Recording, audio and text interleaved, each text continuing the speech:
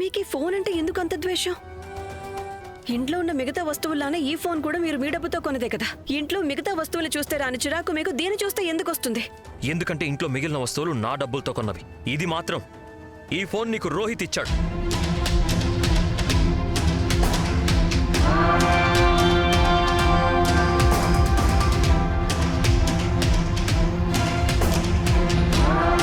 నా ఫోన్ నేను ఇవ్వగానే నువ్వు పగలగొట్టేశావు కదా. ఆ తర్వాత నువ్వు సేమ్ ఫోన్ రోహిత్ దగ్గర తీసుకున్నావు. అదే మాట. ఇది మీరిచ్చిన ఫోనే. ఏదైతే మీరు నాకు గిఫ్ట్ చేశారో అది అబద్ధం. ఇంకా ఐఎంఈఏ నెంబర్ని పట్టుకుని మీరున్నారు. నేను మీతో చెప్పాను కదా, బహుశా షాప్ అతను ఏమైనా పొరపాటు చేశాడేమో. రాఘవ్, ఇది అదే ఫోన్, మీరు నాకు గిఫ్ట్ చేసిన ఫోన్. అదంతా నీ నాటకం, నీ గేమ్సే. ఈ ఫోన్ నీకు రోహిత్ ఇచ్చాడు. అండ్ ఒకవేళ నీకు నమ్మకం లేకపోతే నీ అబద్ధానికి నా దగ్గర సాక్ష్యం కూడా ఉంది. నీ ప్రతి అబద్ధానికి సాక్ష్యాలు నేను నా దగ్గర పెట్టుకుంటాను. అది నీ మోసాలు నాకు అనుక్షణం గుర్తుండాలని. అండ్ నా సంగతి వదిలే, రోహితే స్వయంగా నాకు ఈ విషయం చెప్పాడు. అండ్ ఈ రిసిప్ట్, ఇందులో ఫోన్ కొన్న వాళ్ళ పేరు ఉంటుంది, డేట్, ఐఎంఈఐ నెంబర్ అన్నీ ఉన్నాయి. మ్యాచ్ చేసుకో.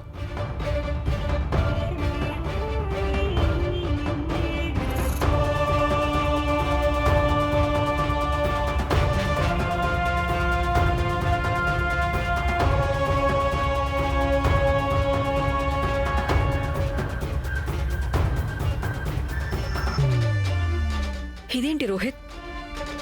రాఘవ్ నాకు ఏదైతే ఫోన్ గిఫ్ట్ చేశారో ఆ ఫోన్ నీకు సెట్ చేయమని ఇచ్చాను. ఈ ఫోన్ నువ్వు కిచెన్ లోకి తీసుకెళ్తే అక్కడ హీట్ లో బహుశా నీ చేతిలోంచి జారిపోవచ్చు, పగిలిపోవచ్చు. ఈ ఫోన్ నాకు ఇచ్చి వెళ్ళు, నేను నీకు సెట్ చేసి ఇస్తాను. నువ్వు మళ్ళీ సేమ్ ఫోన్ ఎందుకు కొన్నావు? అండ్ ఈ విషయం నువ్వు రాఘవ్కి ఎందుకు చెప్పావు, నాకెందుకు చెప్పలేదు? ఎందుకంటే మీ ఇద్దరికి నిజం తెలియటం నాకు ఇష్టం లేదు కాబట్టి. ఏంటా నిజం? నిజమేంటంటే నేను రాఘవ్కి ఇచ్చిన ఫోన్ కావాలని పగలగొట్టాను. నేనెప్పుడు నీకు ఒక స్మార్ట్ ఫోన్ గిఫ్ట్ చేయాలనుకున్నాను రేఖ.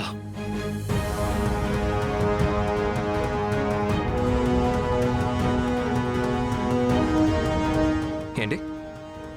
కానీ నువ్వు నాతో అది నీ చేతుల్లో నుంచి స్లిప్ అయి పగిలిపోయింది అన్నా. నేను నీకు అబద్ధం చెప్పాను. కానీ ఇది కూడా నిజమే. ఆ పగిలిన ఫోన్ అండ్ బిల్, ఇవన్నీ నీ దగ్గరికి ఎలా వచ్చాయో నాకు అస్సలు తెలీదు. ఇదంతా వేరే ఎవరో చేశారు.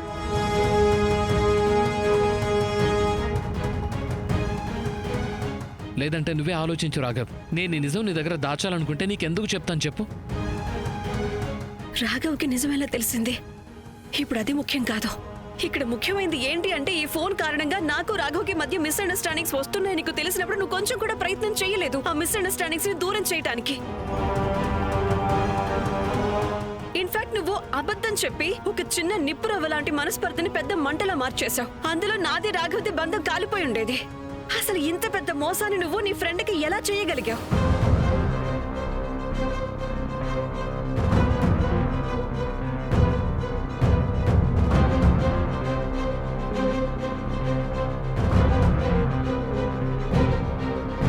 నీ కాల్ లాగ్ లో కూడా రేఖ పేరు లేదు. మరి నువ్వు ఎవరితో మాట్లాడుతున్నావు అప్పుడు? నిజం చెప్పు.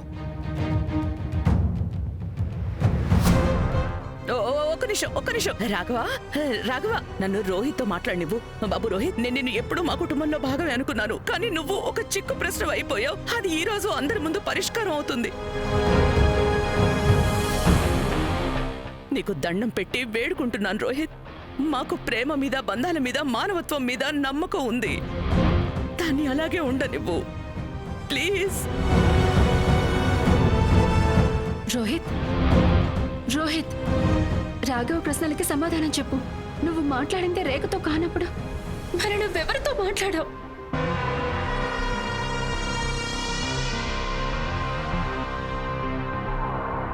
నేనెవరితో మాట్లాడలేదు.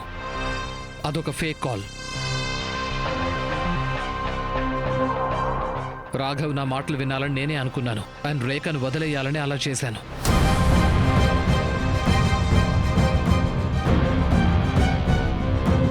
ఏంటి? నువ్వు నిజంగా ఇలా చేసావా? అవును, నేనే అలా చేశాను. అసలు నువ్వేం మాట్లాడుతున్నావు రోహిత్? ఎంత మోసమా, ఎన్ని అబద్ధాలు, ఎంత ద్రోహమా! నువ్వు ఇదంతా ఎందుకు చేశావు? రేఖ కోసం.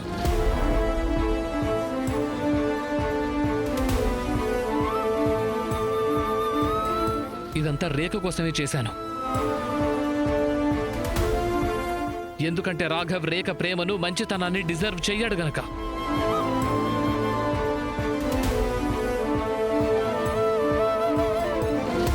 రేఖ డిజర్వ్ చేసేది ఎలాంటి వాళ్ళనంటే తనని గౌరవించే వాళ్ళని, తనని ప్రేమించే వాళ్ళని.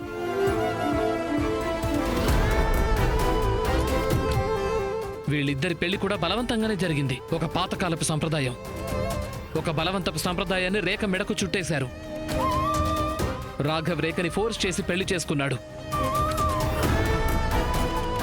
అందుకే నేనేం చేయగలను అదే చేశాను. అది రేఖ అతని అబద్ధపు ప్రేమ ఉచ్చుల నుంచి తప్పించుకోవచ్చని, తనని వదిలించుకోవచ్చని.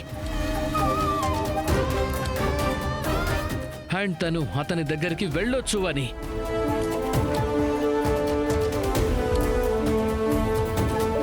అది చిన్నప్పటి నుంచి తనని ప్రేమించేవాడి దగ్గరికి తన కళ్ళల్లో నీళ్లకు బదులుగా ప్రపంచంలోని అన్ని సంతోషాలు తనకిచ్చేవాడు. రేఖ ఎలాంటి ప్రేమను డిజర్వ్ చేస్తుందో ఆ ప్రేమ నా దగ్గర ఉందమ్మా.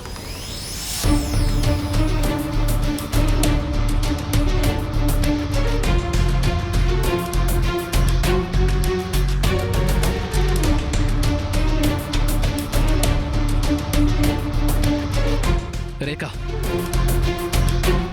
ఈరోజు నువ్వు డివోర్స్ తీసుకొని ఉండాల్సింది.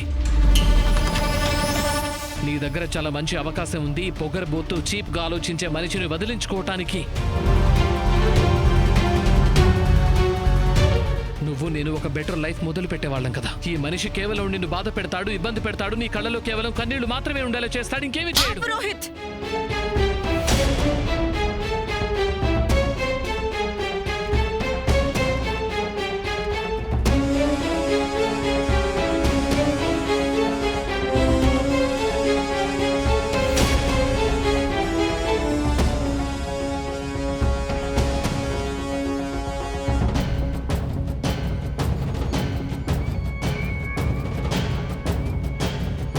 ఈరోజు నేను నిన్ను ఆపను రేఖ.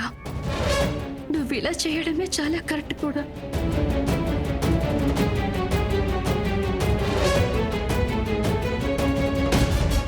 ఇదే సరైన టైం. నా చేత్తో చేసిన నిర్వాకాలు కూడా ఈ రోహిత్ నెత్తిమీద రుద్దేస్తాను. అప్పుడే ఎవ్వరూ నన్ను వేలెత్తి చూపించకుండా ఉంటారు. ఓహో, అయితే ఇదే నా కారణం. అందుకే నువ్వు అందరి ముందు రేఖతో రాఖీ కట్టించుకోవటం ఇష్టం లేదు అన్నావు. రేఖతో రాఖీ కట్టించుకోవడం నాకు ఇష్టం లేదు. నో, నేను రాఖీ కట్టించుకోను.